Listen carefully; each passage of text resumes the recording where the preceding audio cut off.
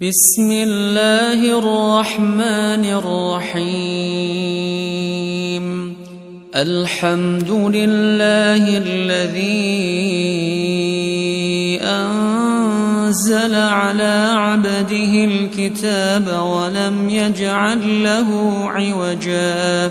قيما لينذر بأسا شديدا من لدنه ويبشر المؤمنين الذين يعملون الصالحات أن لهم أجرا حسنا ماكثين فيه أبدا وينذر الذين قالوا اتخذ الله ولدا ما لهم به من علم